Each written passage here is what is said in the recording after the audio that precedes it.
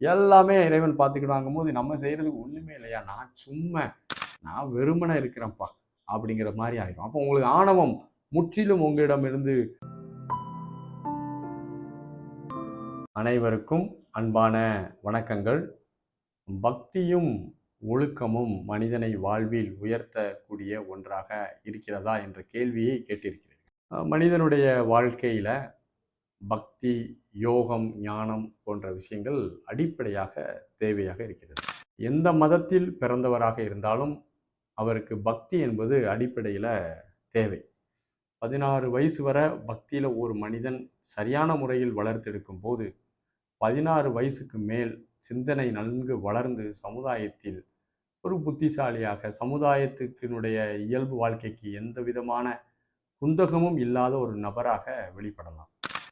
பக்தி அப்படிங்கிறது ஆன்மீகத்தினுடைய அடிப்படையான ஒரு மையம்.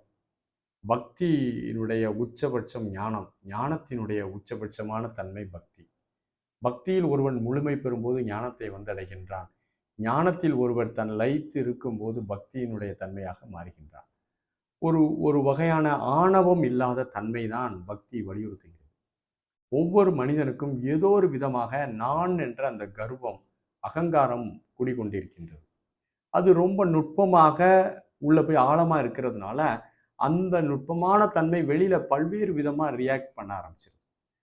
ஏதோ ஒரு இடத்துல நம்ம நம்முடைய அந்த நான் என்ற அகங்காரத்தை சரியாக புரிந்து கொள்ளாத போது அது நம்ம வெளியில நிறைய ஆக்ட் பண்ணிட்டே இருப்போம். நம்ம ஒண்ணா செஞ்சு மற்றவங்களை துன்பப்படுத்திடுவோம். ஆகவே அந்த நான் என்ற அகங்காரம் முற்றிலும் நம்மிடமிருந்து போக வேண்டும் என்றால் நாம் உண்மையிலே ஒரு பக்தியாக மாறணும், சரண்டர் பண்ணணும். இந்த பிரபஞ்சத்திடம் நாம் சரண்டர் பண்ணணும். எண்ணம், சொல், செயல் அனைத்தையும் இந்த பிரபஞ்ச மூல பேராற்றல் சமர்ப்பிக்கணும். கடவுளிடம் உடல், பொருள், மெய், ஆவி எல்லாத்தையும் கடவுள்கிட்ட கொடுக்குறீங்க. கடவுளை தவிர வேற ஒண்ணுமே, எல்லாமே அவன் பார்த்துக்கிடுவான். ஐயோ, அவன் அருளாலே அவன் தான் வணங்கி அப்படிங்கிற மாதிரி. எனக்கு துன்பம் கொடுக்கறது, துன்பப்படுறேன், அதாங்க அவன் கொடுக்குறான்ப்பா, நான் ஏற்றுக்கிடுறேன். நன்மை செய்யறேன், எல்லாம் அவன் கொடுத்தது. எல்லாவற்றையும் முழுமையாக நீங்கள் உங்களிடம் கடவுளிடம் ஒப்படைத்து விடும்போது அது ஒரு முழுமையான பக்தியாக மாறுகிறது. பக்தியினுடைய உச்சபட்சம் காதலாக கூட பரிணமிக்கின்றது. பக்தி நமக்கு ஒரு நம்பிக்கையை தரக்கூடிய ஒன்று. எல்லாமே இறைவன் பார்த்துக்கிடுவாங்கும் போது நம்ம செய்கிறதுக்கு ஒன்றுமே இல்லையா, நான் வெறுமனே இருக்கிறேன்ப்பா அப்படிங்கிற மாதிரி ஆகிடும். அப்போ உங்களுக்கு ஆணவம் முற்றிலும் உங்களிடமிருந்து புட்டிங்கி எரியப்படும் போது நீங்கள் இறை அனுபவத்தை இந்த பிறவியில் பெறுகிறீங்க. ஆக பக்தி நமக்கு ஒரு நல்ல நம்பிக்கையை தருது. முதல்ல பக்தி தொடர்ந்து நம்ம வழிபாட்டு முறைகளில் இருக்கும்போது ஆன்மீகத்தினுடைய வலிமை நமக்கு கூட ஆரம்பிக்கிறது. ஒழுக்கம் அப்படிங்கிற ஒன்று பக்தியில் இருக்கும்போது தான் ஒரு மனிதன் தனி மனித ஒழுக்கம் என்பது ரொம்ப முக்கியம். நான் வாழ்றதுக்காக மற்ற உயிர்களை துன்பப்படுத்த மாட்டேன், என்னுடைய உடலையும் கெடுக்க மாட்டேன் இப்படின்னு சொல்லி ஒரு சுயமான ஒழுக்கம் வேணும். ஒழுக்கம் என்ற சொல் பழக்கம், வழக்கம், ஒழுக்கமாக மாறுகிறது. நீங்கள் நீண்ட நாளாக செய்யக்கூடிய பழக்கமானது அது வழக்கமாக இருந்து கொண்டே இருந்தால் நாளடைவில் உங்களுடைய கேரக்டராக, ஒழுக்கமாக மாறிவிடுகிறது. அந்த ஒழுக்கமான ஒரு வாழ்க்கை நமக்கு ரொம்ப நல்லா இருக்கும். டைம் மேனேஜ்மெண்ட்டு, நிறைய நல்ல பழக்கங்கள் நம்ம ஃபாலோ பண்ணுறது.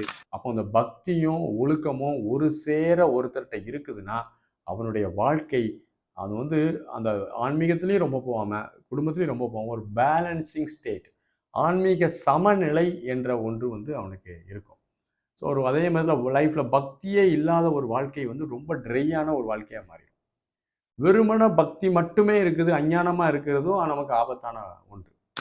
ஆகவே நம்ம பக்தி என்ற ஒன்றும் ஒழுக்கம் என்ற ஒன்றும் கைகோர்க்கும் போது ஒரு மனிதனின் ஆன்மீகத்தன்மை மெல்ல மெல்ல மெல்ல வளர்ந்து உயரிய உச்சபட்ச இறை அனுபவத்தை கொடுக்கிறது என்று சொன்னால் அது மிகையல்ல. அனைவருக்கும் வாழ்த்துக்கள். நன்றி, வணக்கம்.